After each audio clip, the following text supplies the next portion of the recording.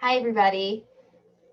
Welcome to the Sichos Haran Shir. Tonight, we're going to be doing Sikha number 77. So this is actually a very interesting piece. It's about machlokas and controversy. Rabbi Nachman's take is, as usual, totally unique, but totally simple and totally true. So, I think this relates to all of us. We've all been through some type of machlokas at some point in our lives. And I believe that this piece will shed a lot of light. So let's dive in. Again, it's Sikha number 77. I'm just going to pull up the share screen. Here we are, 77. The world is full of strife. There are wars between the great world powers. There are conflicts within different localities. There are feuds among families. There is discord between neighbors. There is friction within a household, between man and wife, between parents and children. Life is short. People die every day. The day that has passed will never return, and death comes closer every day.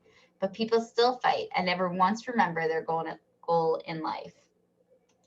So Rabbi Nachman opens with this global strife, and then he goes much more personal into this intimate personal strife, right? And, like he starts off about wars, and then he ends with people fighting with their spouses, people fighting with their children. But he ends this whole paragraph by saying, let's just remember, life is really, really short.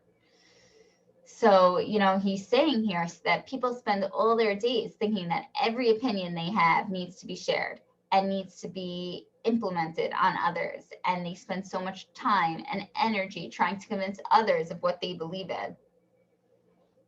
And Rabbi Nachman reminds us, remember, life is short. Is this how you want to spend your days? Is this how you want to waste your precious, precious time on this earth? Precious and limited time on this earth, right? Completely forgetting about your personal goal in life and rather just trying to convince others of whatever you believe in at that moment, So it reminded me of this story as I was preparing it, totally random, because, I don't know much about fights between countries. I don't really follow politics, but I know a little bit about fights between couples. And I find that like many couple fights happen from people trying to control or change an aspect of their partner's life, right? Like I'll give, again, this is just like a really silly example, a really silly story, but actually maybe it's appropriate because we're in Sphira now. And a lot of husbands and men are growing their beards. So when I first married my husband, our first year of marriage, my husband started to grow a beard.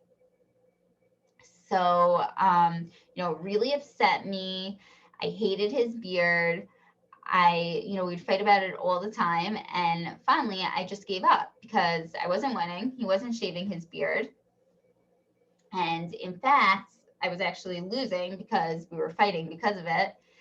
And, at some point, it just dawned on me. It was his face. Who am I to tell him what could or could not go on his face? And maybe some of you are thinking, yeah, but I'm the one that has to look at his face all the time. And, that's definitely true.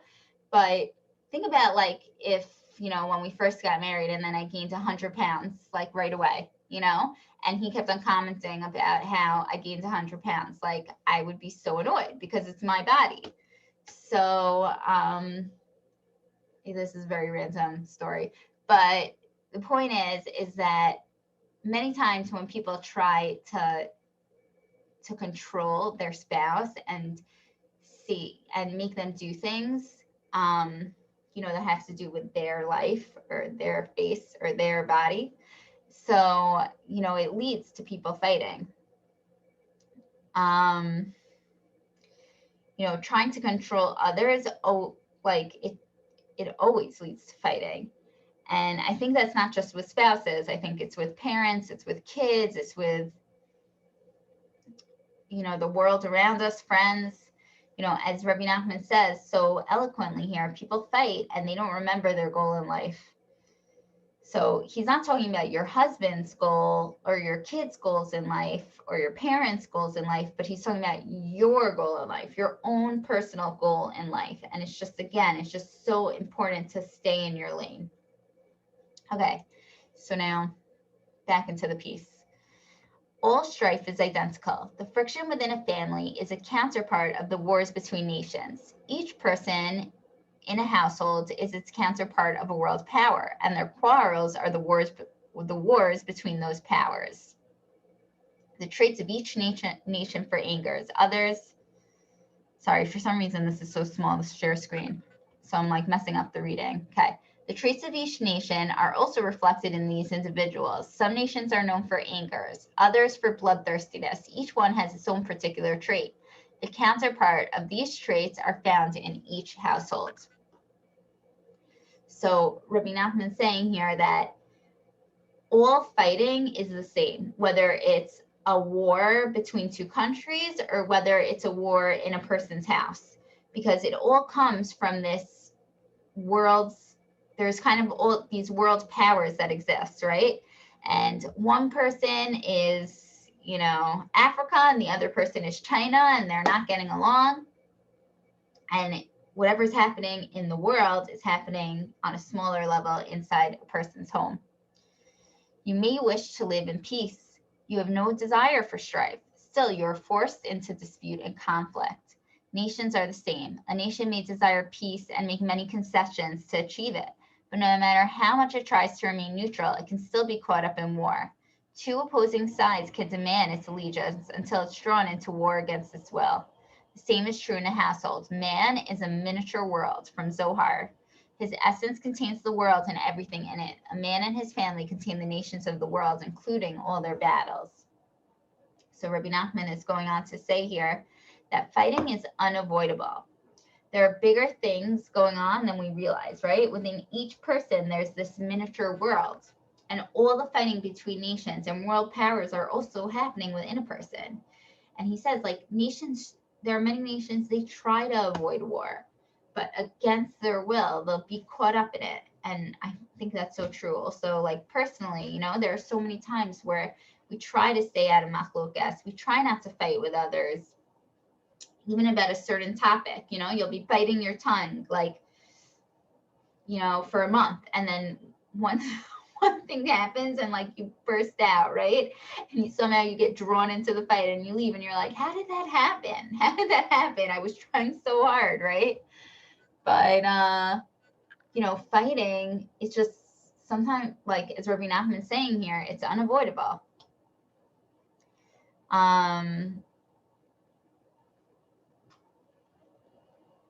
Okay. A man living in isolation can become insane. Within him are all the warring nations. His personality at a particular time is that of the victorious nation. Each time, a different nation is victorious. He must change since he plays the roles of all the nations. This can drive him insane, for he's alone and cannot express the war within him. But when one lives with others, these battles are expressed through his family and friends. So a person might think like, okay, I don't want to fight with anyone, right? I can't handle this anymore, right? Rabbi Nachman said fighting is unavoidable. So maybe like this, a person will think like, I know how to avoid it. I'm going to live by myself. I don't need people to fight with, right? But then he himself, like, he'll go insane because the warring nations are still within him and it's still inside of him. And one time he'll be this warring nation and another time he'll be that warring nation, and it will drive him insane. So Rabbi Nachman is saying, but if a person lives with others, then these battles are expressed through other people. He says another interesting line here that in the shir before somebody picked up, and I just want to share it. This can drive this. I'm just rereading this line over here. This can drive him insane, for he's alone and cannot express the war within him. And it's so true. Like sometimes, you know, we have like tons of personal stuff, tons of thinking in our heads that's going on. And like all we need to do is just express it, is just talk to somebody about it, and it dissipates. And I thought that was such a good pickup. one line here, like, the person's alone and he has nobody to talk to. But if he just talks to somebody, it could just make all this anger and warring go away. Okay, back into the piece. There may be strife in the household of a tzaddik. This too is a war between nations. It is also the war between the 12 tribes, such as between Ephraim and Judah. So even in Tzaddikim's household, there could be wars going on. When the Mashiach comes, all wars will be abolished. The world will have eternal peace. As it is written, they will neither hurt nor destroy. From Yeshaya. Isn't that so nice, right? When Mashiach comes, all wars will be abolished. There'll be true world peace. Such a beautiful thing to think about. I feel like it's just been like such a long gullus to even, I can't even imagine such a day, right? And I think also just about what we went through this year, with Corona and everything, there was so much arguments and there was so much hurt and pain, and families who, may have chosen to live separately were forced together. And this piece just hit home with everything that has gone on this past year. The world really, Rebbe Nachman opens in this piece, the world is full of strife. Like it's true. The world really is full of strife. So I wanted to bring in another piece. I was researching the subject when I was preparing it, and I read a lot of different works by Rebbe Nachman, and there was a theme that I kept on seeing. I didn't bring it in textually, but I just, want to tell everybody about it. Rebbe Nachman was saying that a lot of times this machlokas takes place in the world because we're not listening to honest tzaddikim. We're not listening to honest tzaddikim advice. And I thought that was also so interesting because, I know like a lot of disappointment took place like recently within this year also because of leadership, with all the leadership, and just there was people had a lot of issues and people had a lot of hard times going through things. And like I said, there was a lot of anger, there was a lot of strife, and there was a lot of disappointment. But, Rebbe Nachman in his simple way, again, is telling us like, we need to hear honest tzaddikim and we need to follow their words. And this will take away machlokas. This will take away fighting. So I thought that was definitely a very worthy point to bring in right now. But I wanted to also bring in one last piece inside. It's very similar to the original Sikha. It's from this book over here, A Bit More Advice. It's a takeoff, of Likutei Eitzos by Reb Shimshon Barsky.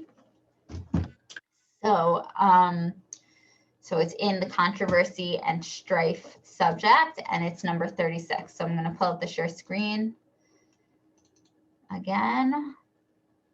Here it is, 36. The entire world is filled with fighting. There are wars between nations and battles in cities, quarrels in homes and disputes between neighbors. People argue with their workers and even with their own children, and no one stops to think, what will my life amount to? What will my business efforts and concerns add up to? No one pauses to consider that each day passes, and with it, no one comes closer to the end. But if you have genuine da'at, you will certainly keep your distance from anger and arguments. You will use your time for the real purpose in life and be at peace with everyone. Okay, so just to recap that a bit, so he's saying here that, again, very similar to that first Sikha we did, right? Fighting is all over. But what do we gain from it? And Reb Nassan is saying we need to have this da'at. We need to have this knowledge. And what's this knowledge? It's just knowing what to focus on, knowing where to put our energy, where to put our goals in life, like to focus on the goals in life, right? To focus on the purpose of life. So, it's really true. Like we just, again, like I said earlier, we just need to stay in our lane. We need to be humble. We need to do whatever we need to in order to focus on fulfilling our purpose in life, not other people's purpose in life, just our own. We only need to focus on that. So I just want to end with a bracha that we should have this thought of, just being able to focus on our purpose and on our goal. And of course, that we should have shalom and peace within our homes and within ourselves and within the world.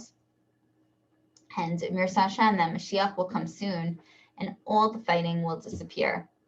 So I just want to thank you all very much for listening and have a wonderful night.